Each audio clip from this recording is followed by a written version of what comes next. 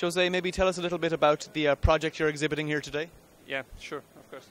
So Omnidea is started as a company incubated in the European Space Agency, and now we have we are developing currently 3 projects. So one is called high altitude long endurance platforms, and basically it's taking advantage of the wind and trying to transform it into sorry, it's going to be confused. So it's to take advantage of the wind and transform it to energy, and take advantage of the wind renewability. I can explain. You have a question? Sorry. Tell us, how did you come to be involved with Eureka? How did you start a partnership with them? With ESA.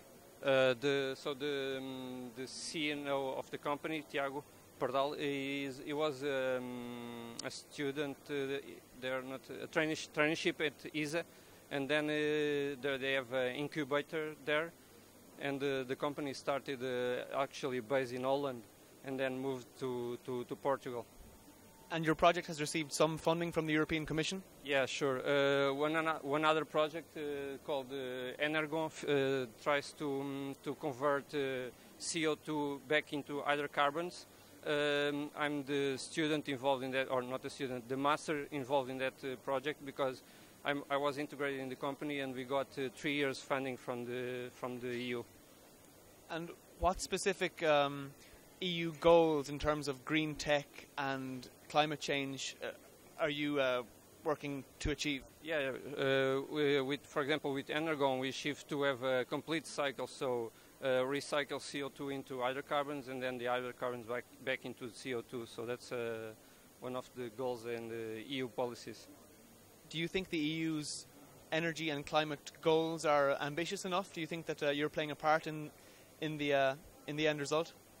Yeah, sure, we will. I mean, the end result will always be a sum of small achievements that each company does. So I think we are on the way.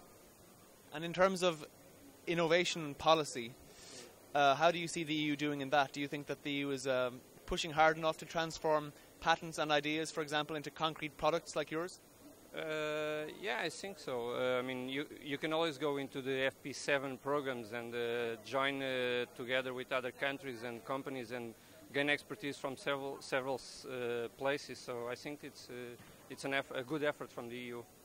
How is Portugal doing in terms of renewable energies and green tech like this? I think we are quite good, actually, because we have a lot of sun, for example, and so we take advantage of a lot of solar energies.